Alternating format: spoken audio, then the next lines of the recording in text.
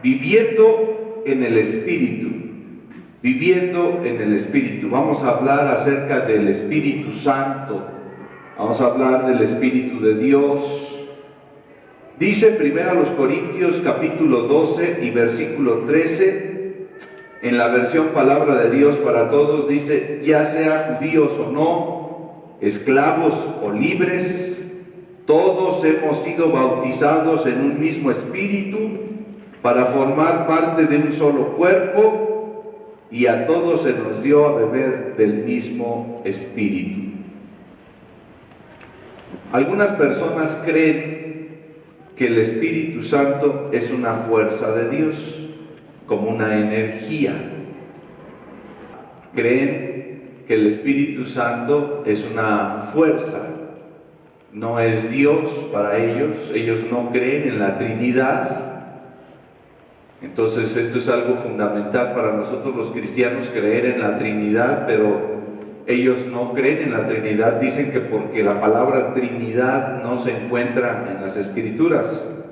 Es verdad, la palabra Trinidad no la encontramos en las Escrituras, pero la palabra de Dios sí nos enseña acerca de la persona del Espíritu Santo, y nosotros creemos que el Espíritu Santo es eso, una persona, y es Dios mismo.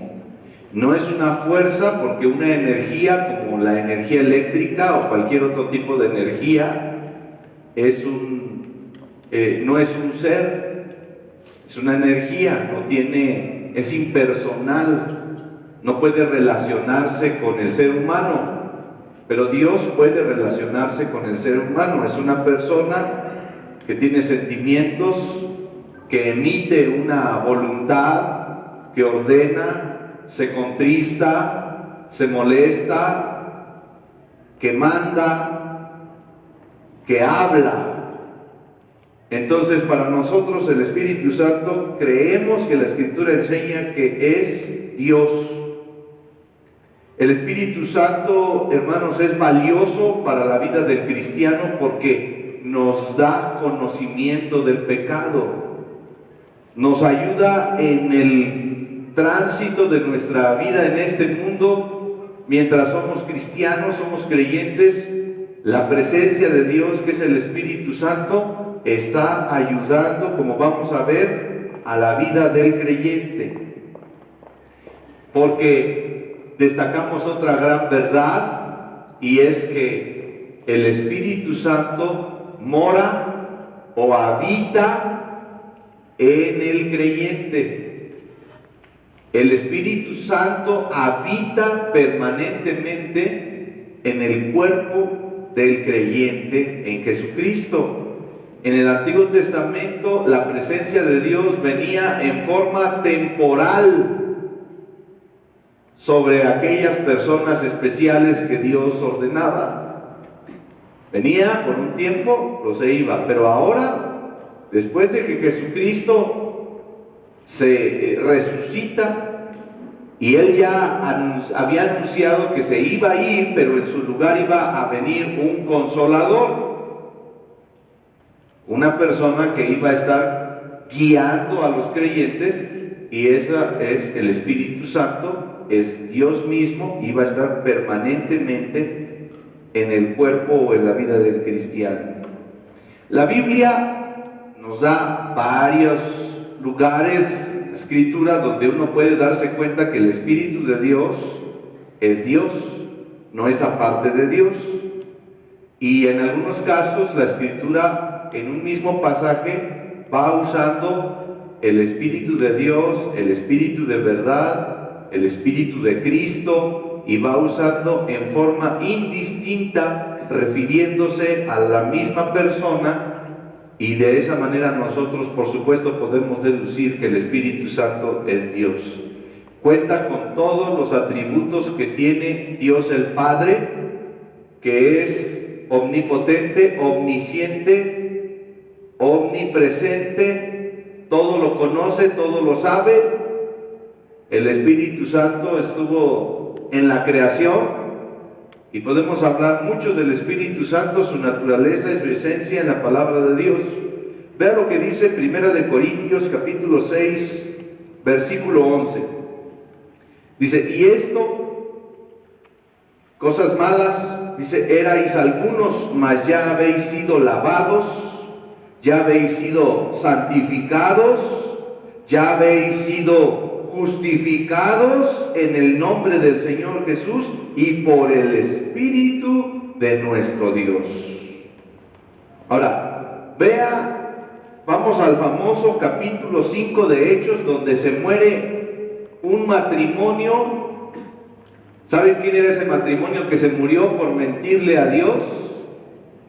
Ananías y Zafira, que intentaron engañar a Pedro, pero Pedro les dice, ustedes a quien verdaderamente han engañado o pretenden engañar es a Dios. Y cayeron muertos, uno después del otro. Y ahí en Hechos capítulo 5, versículo 3 y 4 dice, y dijo Pedro, Ananías, ¿por qué llenó Satanás tu corazón para que mintieses? ¿A quién mintió? Ahí en el versículo 3, ¿a quién mintió? Dice Pedro. ¿Por qué llenó Satanás tu corazón para que mintieses al Espíritu Santo y sustrajeses del precio de la heredad? Versículo 4, reteniéndola no se te quedaba a ti y vendida no estaba en tu poder. ¿Por qué pusiste esto en tu corazón? No has mentido a los hombres, sino a quién. Primero el versículo 3 nos dice que mintió a quién.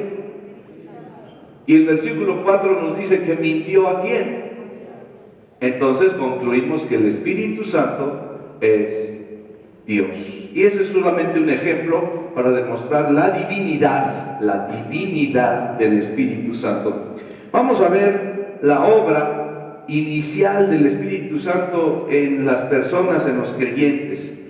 Como les decía, al ascender al Padre en el cielo, Cristo, nuestro Señor, mandó el Espíritu Santo, el Espíritu de verdad, para dar testimonio acerca de Él. Juan 15:26 dice, yo les enviaré al Espíritu que viene del Padre y que les enseñará todo lo que es verdad. El Espíritu los ayudará y les hablará bien de mí. Así que Él había prometido que el Espíritu Santo vendría. Ahora, ¿cuál es el trabajo que el Espíritu Santo realiza en los no creyentes? Vamos a ver qué pasa en los no creyentes. Miren, viene alguien aquí a la iglesia, se sienta en una de estas sillas y escucha el mensaje de Dios. Esa persona podría estar en su corazón rebelde o indiferente a las cosas de Dios.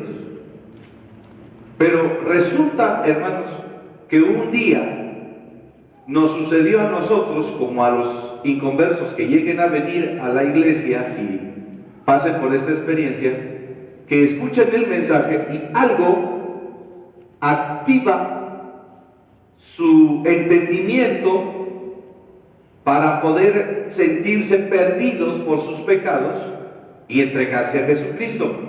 Y el que activa su entendimiento es el Espíritu Santo. Juan 16, del 8 al 11, dice, y cuando Él venga, convencerá al mundo. ¿De qué lo va a convencer? De pecado, de la justicia de Dios y del juicio que viene. El pecado del mundo consiste en que el mundo se niega a creer en mí. La justicia está disponible porque yo voy al Padre y ustedes no me verán más. El juicio vendrá porque quien gobierna este mundo ya ha sido juzgado. El Espíritu Santo le da entendimiento a ese hombre que estaba involucrado en el mundo, a ese hombre que no le importaban las cosas de Dios, a ese hombre que estaba inmerso en sus pecados y que tenía una mente embotada, oscurecida. De momento, el mensaje del Evangelio cobra importancia y se entrega a Jesucristo. ¿Quién convence a los hombres de sus pecados? No es el predicador, no es la persuasión, la oratoria del predicador, sino que es el Espíritu Santo quien convence al mundo de sus pecados, le hace ver que está perdido sin Cristo, que necesita la justicia de Dios, la justificación en Jesucristo, y que si no lo hace, entonces vendrá a condenación. La gente escucha ese mensaje y lo echa a un lado, si no fuera por el Espíritu Santo que obra en la mente y el corazón de los que todavía no son creyentes, para que despierten y vean su necesidad. Por otra parte, el Espíritu Santo hace nacer de nuevo a la persona que acepta a Cristo. El Espíritu Santo le produce el nuevo nacimiento del que cree en Cristo. Juan 3, del 3 al 8 dice: Jesús le respondió, te digo la verdad, a menos que nazcas de nuevo no puedes ver el reino de Dios. ¿Qué quieres decir?, exclamó Nicodemo.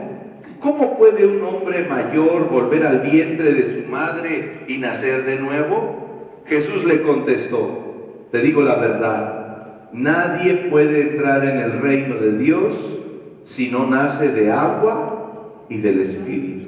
El ser humano solo puede reproducir la vida humana, pero la vida espiritual nace del Espíritu Santo. Así que no te sorprendas cuando te digo, tienen que nacer de nuevo. El viento sopla hacia donde quiere, de la misma manera que oyes el viento, pero no sabes de dónde viene ni a dónde va, tampoco puedes explicar cómo las personas nacen del Espíritu. Nacimiento del agua es el nacimiento humano. Todos debemos pasar por ese, es lógico. Pero el nacimiento espiritual viene por la acción poderosa del Espíritu Santo cuando las personas creen en Jesucristo. Ahora, vean lo que el Espíritu Santo hace al momento de aceptar a Cristo. Primera los Corintios 12 y 13 dice: el cuerpo humano tiene muchas partes, pero las muchas partes forman un cuerpo entero. Lo mismo sucede con el cuerpo de Cristo. ¿Qué es el cuerpo de Cristo? No me vayan a decir como una muchachita me dijo en una lección del discipulado y mencionaba el cuerpo de Cristo y ella siempre pensó que el cuerpo de Cristo era la hostia. Pues no, la palabra de Dios nos enseña que el cuerpo de Cristo es la iglesia. Entonces otra vez, vean el versículo 12. El cuerpo humano está tomando la figura del cuerpo humano el apóstol Pablo para enseñarnos acerca de la iglesia. Dice, el cuerpo humano tiene muchas partes, manos, ojos, oídos, pies, pero las muchas partes forman un cuerpo entero. Lo mismo sucede con el cuerpo de Cristo. Entre nosotros hay algunos que son judíos y otros que son gentiles. Algunos son esclavos y otros son libres, pero todos fuimos bautizados en un solo cuerpo por un mismo espíritu y todos compartimos el mismo espíritu. Todos fuimos bautizados con un mismo espíritu. Algunos grupos cristianos entienden que el bautismo del Espíritu Santo es tener algún tipo de experiencia extática que mayormente se relaciona con hablar en lenguas desconocidas. Y te preguntan, ¿tú ya fuiste bautizado por el Espíritu Santo? Y a lo que ellos se refieren es que si tú ya hablaste en lenguas, y para ellos todo mundo debe hablar en lenguas desconocidas, en una especie de trance al momento de la oración, y la lengua es cambiada. Y ellos piensan que todo mundo debe hablar en lenguas. Pues la palabra del Señor nos enseña que no todo mundo tiene ese don. Allá en Primera los Corintios, capítulo 14, nos habla acerca de los dones, ¿verdad? Y nos habla acerca precisamente del hablar en lenguas. Hay que leer los capítulos 12, 13 y 14 de Primera los Corintios, y termina diciendo ¿todos hacen milagros? Pregunta retórica. La respuesta es no. ¿Todos son apóstoles? La respuesta es no. Y luego dice, ¿todos hablan lenguas? Pues la respuesta sería la misma. No lo es así. Entonces el Espíritu Santo o el bautismo, el Espíritu Santo, algunos dicen, es que ustedes, los bautistas, no creen en el bautismo del Espíritu Santo. Y yo les digo, sí creo en el bautismo del Espíritu Santo, pero no en el bautismo como otros grupos creen, sino como la Escritura lo enseña. El bautismo en el Espíritu Santo, primero tenemos que definir qué es la palabra bautismo, que tanto en griego como en latín significa sumergir, zambullir. Por eso nosotros bautizamos por inmersión. Tiene que la persona ser completamente sumergida. Eso es ser bautizado, bautizare, sumergir. Cuando dice ha sido bautizado por el Espíritu Santo o en el Espíritu Santo, se refiere a cuando la persona que ha recibido a Jesucristo y ha nacido de nuevo, entonces es introducida o bautizada en la presencia de Dios. Ahora ya cuenta con la presencia de Dios que antes no tenía y que reina, que debe estar morando en su vida.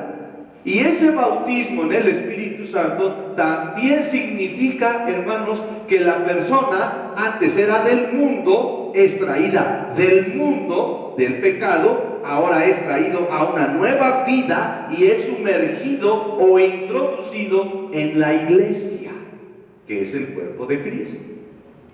Antes estaba perdido, condenado, era del mundo. De ahí nos ha traído el Señor para ser sus hijos a través del nuevo nacimiento que opera el Espíritu Santo por la fe que el creyente tiene en Jesucristo. Nace de nuevo y ahora es sumergido en la presencia de Dios e introducido en la iglesia, porque antes no era parte de la iglesia por no haber creído.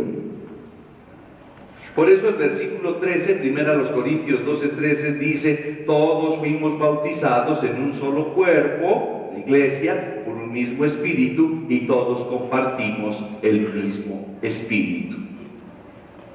Y alguien puede decir, ¿y el hablar en lenguas? Bueno, esa fue una manifestación de los principios de la iglesia. Recuerden en el libro de los Hechos, cuando vinieron prosélitos y muchas gentes de otras naciones, y en ese momento los apóstoles estaban predicando el mensaje del evangelio, pero ¿cómo les iban a predicar? En un idioma que no conocían. El Espíritu Santo en ese momento cambió la predicación en ese momento, y para que entendieran el mensaje todos los que escuchaban, dicen, ¿cómo es posible que estos hombres que son vulgares, que son sin letras, puedan hablar nuestro idioma? Entendemos el mensaje, y eso resultó en la salvación de muchos de los que escucharon el mensaje. De ahí que el hablar en lenguas tenía un propósito evangelístico. No como ahora, que muchos utilizan esa manifestación o dicen que tienen esa manifestación y solamente les infla el ego de decir que son más espirituales. Pero ¿alguien puede hablar en lenguas? Sí, la Biblia nos dice cómo. Allí precisamente también en Corintios, ya lo he mencionado en otras ocasiones, da 3 reglas para los que hablan en lenguas.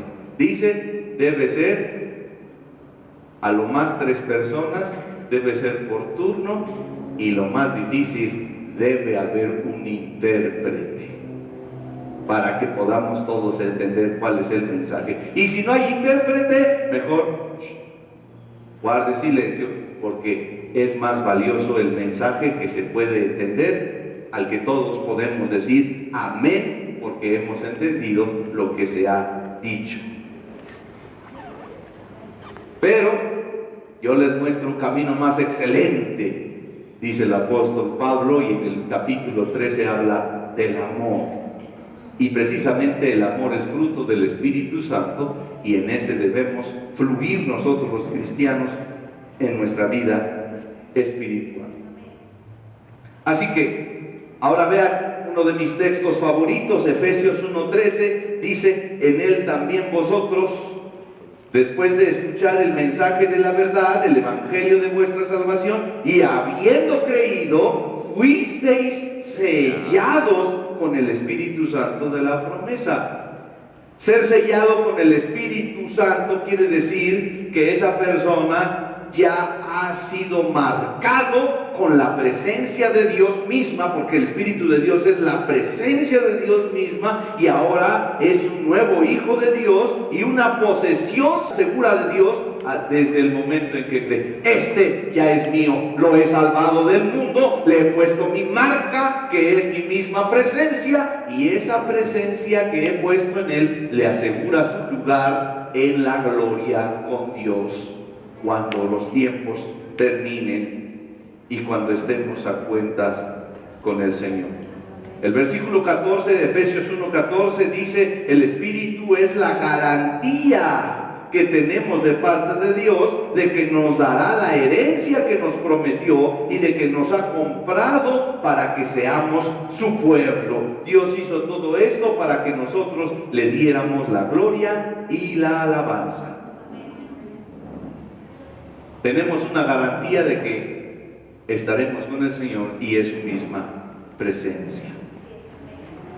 Otra cosa que la Biblia enseña del Espíritu Santo muy claramente en el 1 de Corintios capítulo 3 y versículo 16 es que el cristiano es templo de Dios y el Espíritu Santo mora en él. Esto significa que el Espíritu de Dios vive real y permanentemente en el cristiano. Versículo dice así: ¿acaso no saben que ustedes son un templo de Dios y que el Espíritu de Dios vive en ustedes?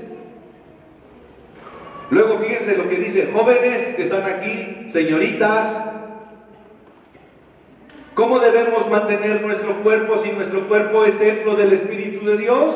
Primera a los Corintios 6, 19 y 20 dice: ¿no se dan cuenta de que su cuerpo es el templo del Espíritu Santo, quien vive en ustedes y les fue dado por Dios? Ustedes no se pertenecen a sí mismos, porque Dios los compró a un alto precio. Por lo tanto, honren a Dios con su cuerpo. Todos debemos honrar a Dios con nuestro cuerpo. Nuestro cuerpo es el vehículo que Dios nos ha dado para que su Espíritu Santo habite y para que nosotros hagamos lo que Dios quiere. Honren a Dios con su cuerpo. Y ya he dado algunas predicaciones con respecto a cómo debemos honrar a su cuerpo, honrar al cuerpo que Dios nos ha dado. Hermanos, y no debemos vestir nuestro cuerpo como lo viste el mundo en su corriente inmoral. Por eso yo agradezco a Dios por las hermanas que se resisten a ir con la corriente de este mundo y mostrar su cuerpo. Hoy la gente de este mundo quiere mostrar más que nunca su cuerpo. Se pone ropa que sugiere su cuerpo, ropa entallada, ropa con una sugerencia sensual, y la sensualidad, hermanos, no va con el cristiano. La hermosura sí, pero no la sensualidad. Quisiera de alguna manera que las hermanas y jóvenes que no lo han hecho todavía entendieran que no está bien que su cuerpo ponga un pantalón tan entallado. Pues, ¿está en contra del pantalón? No, estoy a favor del pantalón holgado, que no muestre cuerpo. Mayones, ¿cómo se llaman? Leggings y todo eso, quítenlo de ahí, hermanos, porque hacen tropezar a otros, son piedras de tropiezo. Pues nosotros somos una iglesia, la iglesia de Jesucristo es una iglesia contra cultura, va en contra de la cultura de este mundo. No nos vamos a sentir cómodos en este mundo porque no pertenecemos a este mundo. El mundo dice: el que no enseña no vende, pero nosotros no nos interesa vender. La mujer debe mostrar su cuerpo solamente a su esposo. Es una cuestión íntima, pero no a las demás personas. La mujer puede ser un vaso que Dios utilice para la edificación de otras personas, o puede ser también una piedra de tropiezo. Y los jóvenes también, varones, los varones debemos vestir una cosa, digamos, normal, algo que sepamos. Bueno, tendremos que preguntarnos cuando salimos de nuestra casa, presentarnos ante el espejo y decir: ¿esto que tengo puesto glorifica a Dios? ¿Mi cuerpo de esta manera honra a Dios? Porque mi cuerpo es templo del Espíritu Santo. La obra inicial del Espíritu Santo implica que el Espíritu Santo convence de pecado, el Espíritu Santo sella para siempre, el Espíritu Santo hace nacer de nuevo, el Espíritu Santo vive en nuestro cuerpo, el Espíritu Santo bautiza en el cuerpo de Cristo, que es la iglesia. Pero vamos a ver también la obra continua del Espíritu Santo, y es que el Espíritu Santo nos enseña. Juan 14:26 dice: el Espíritu Santo vendrá y los ayudará, porque el Padre lo enviará para tomar mi lugar. El Espíritu Santo les enseñará todas las cosas y les recordará todo lo que les he enseñado. Es el Espíritu Santo, hermanos, quien le da entendimiento a la persona que lee la Escritura. Es el Espíritu Santo que le da entendimiento a la persona que oye la predicación. Una persona que no cuenta con el Espíritu Santo, pues difícilmente va a entender lo que la Escritura le enseña. Se quedará con muchos vacíos. Por eso es que hay personas que después que se han convertido y que fueron sacerdotes o que estuvieron en alguna disciplina, decían: es que ¿cómo es posible que yo había visto este pasaje pero no lo había entendido? Faltaba ¿qué? La presencia del Espíritu Santo, que es la que nos guía y nos enseña y nos recuerda las palabras del Señor. El Espíritu Santo nos ayuda. Vean Romanos 8, 26 y 27. Dice: del mismo modo, y puesto que nuestra confianza en Dios es débil, el Espíritu Santo nos ayuda, porque no sabemos cómo debemos orar a Dios, pero el Espíritu mismo ruega por nosotros, y lo hace de modo tan especial que no hay palabras para expresarlo.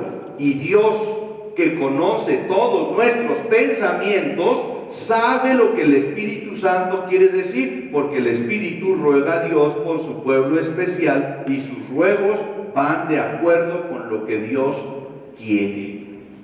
El Espíritu Santo intercede por nosotros, porque a veces nuestras oraciones son torpes, porque a veces nuestras oraciones no van de acuerdo a lo que debe de ser. Entonces el Espíritu Santo es como si fuera un traductor, intercede por nosotros.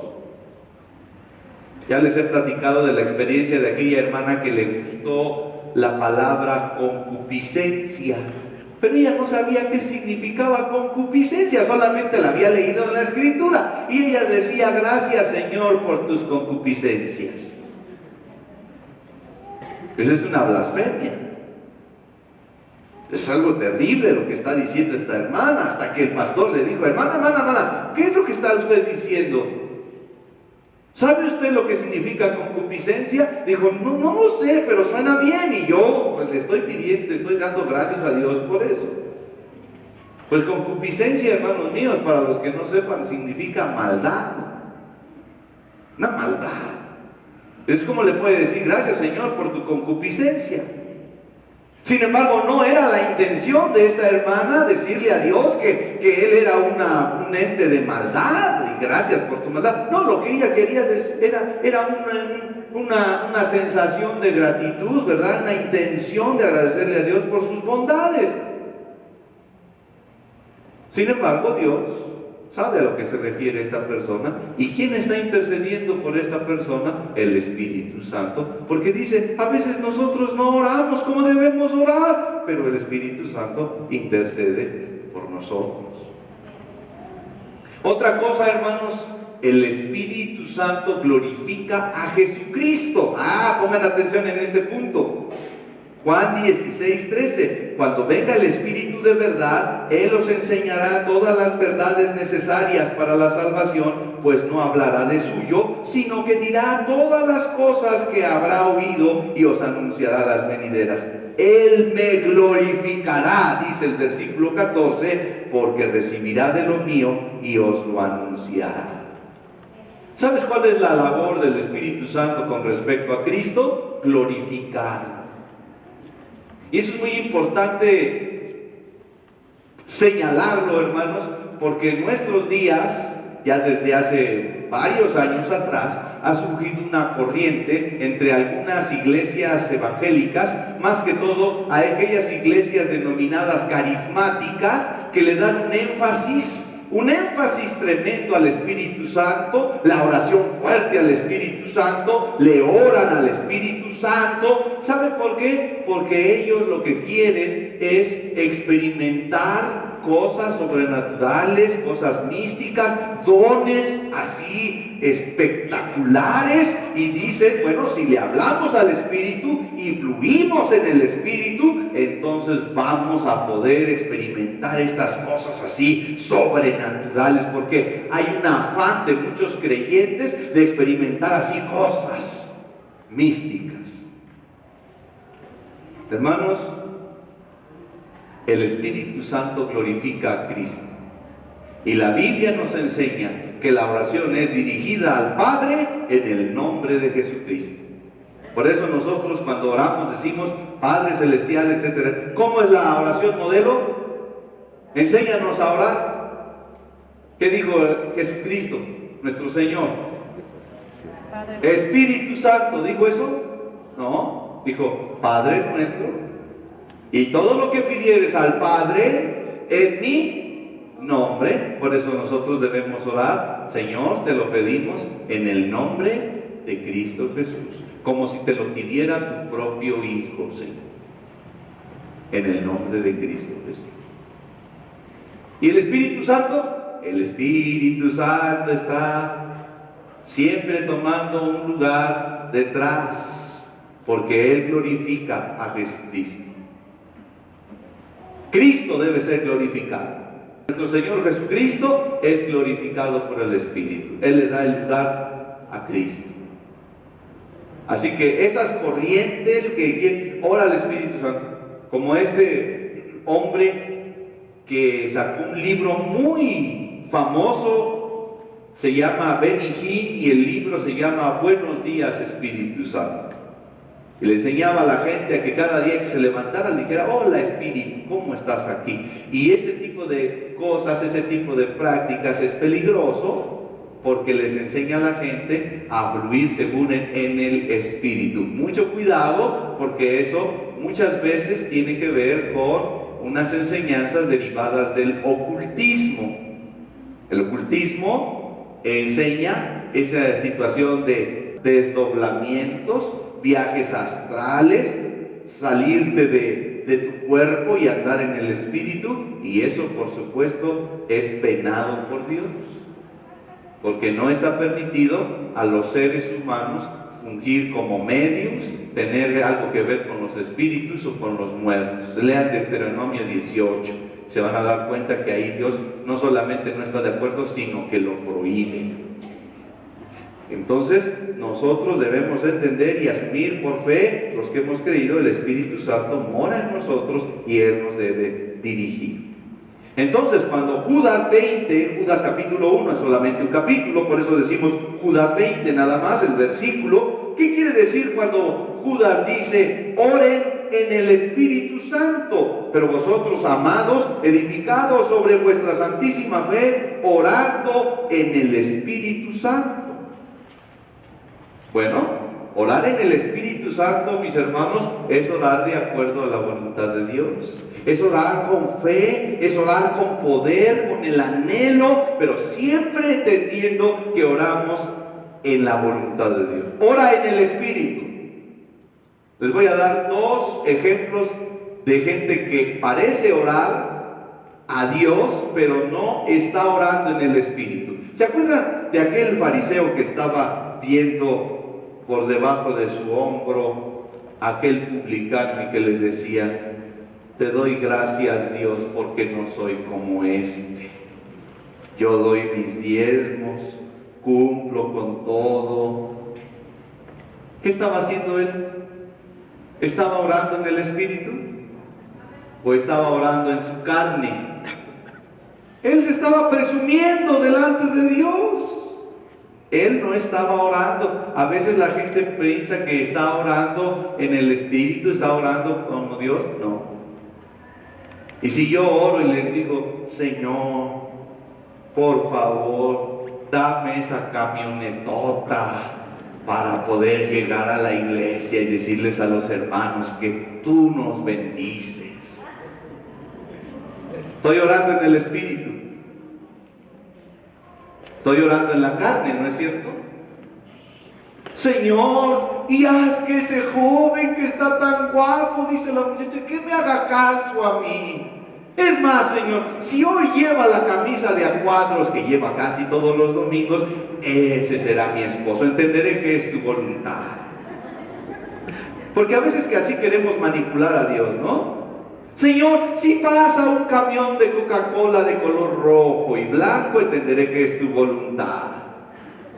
Pues ni modo que pase color morado.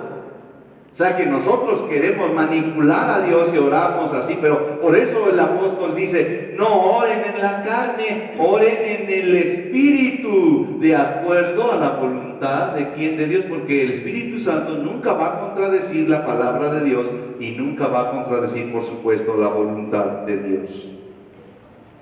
El Espíritu Santo, hermanos, nos guía. Romanos 8:14, porque todos los que son guiados por el Espíritu de Dios, estos son hijos de Dios. ¿Cuántos son hijos de Dios? Entonces usted debe ser guiado por el Espíritu de Dios. Luego, debemos ser llenos del Espíritu Santo, llenarnos. ¿Qué es el Espíritu Santo? La presencia de Dios. Llenarnos del Espíritu Santo. Efesios 5:18, el apóstol, a través de una metáfora, de un ejemplo, está diciendo: no se embriaguen con el vino. ¿Qué es embriagarse? Es saturarse de licor, de alcohol, que controla a la persona. El alcohol se va tambaleando. El alcohol es lo que está controlando ese cuerpo, pero dice: no te embriagues con vino, sino ser lleno del Espíritu Santo. Llénate de la presencia de Dios. De eso sí, llénate. Gálatas 5:16 dice: por eso les digo, dejen que el Espíritu Santo los guíe en la vida, entonces no se dejarán llevar por los impulsos de la naturaleza pecaminosa. Ahora la pregunta, hermanos y amigos: ¿cómo es que la persona se llena de la presencia de Dios? ¿Cómo es? ¿Cómo es que me lleno de la presencia de Dios? ¿Qué hago? ¿Le pido al pastor que ore y toque mi cabeza y a ver si viene algo eléctrico y entonces ya me llena? ¿Cómo me lleno del Espíritu Santo de Dios? Ser lleno o andar en el Espíritu quiere decir que el Espíritu Santo es controlado y guiado por Él. ¿Y cómo puede ser lleno, hermano? Es muy sencillo. Cuando usted lee la palabra de Dios, la atesora en su corazón, cuando entiende que usted es pecador, que ha hecho cosas malas, viene continuamente delante del Señor, se pone a cuentas delante de Él para que Él limpie su mente y su corazón. Usted lee la palabra de Dios, usted ora a Dios, usted le alaba a Dios, entonces usted está haciendo lo que se debe para ser lleno del Espíritu de Dios. Uno se llena de la presencia de Dios cuando uno ama y tiene contacto continuo con la palabra de Dios. Uno se llena de Dios cuando uno le ama y con todo su entendimiento, su corazón y su emoción alaba a Dios con cánticos. Uno se llena de la presencia de Dios cuando uno pasa tiempo en oración, cuando aprovecha tiempos para poder orar para el Señor y decirle: Señor, controla mi vida, controla mi lengua, controla mis palabras, controla mis pensamientos. Señor, lléname, satúrame de tu presencia, porque ya no quiero ser más como yo soy, quiero ser más como tú quieres que yo sea. Yo quiero hablar como tú quieres que yo hable, yo quiero actuar, quiero reaccionar, quiero actuar en la vida como tú quieres, Señor. Y cuando me peleo con el que me está dando el cambio en algún centro comercial o lo que sea, pues ahí no estoy siendo controlado por el Espíritu de Dios, sino por mi carne.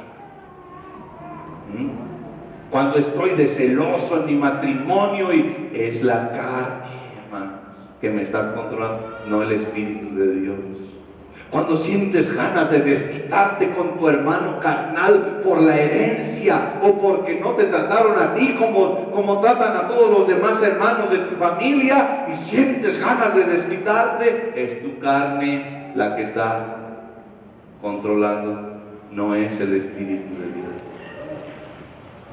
Ahora, ¿cómo nos damos cuenta cuando una persona está siendo controlada por el Espíritu Santo? Algunos grupos evangélicos dicen: mira, esa persona, oraron por ella y se cayó. ¿Y por qué se cayó? Porque está ahí lleno del Espíritu Santo.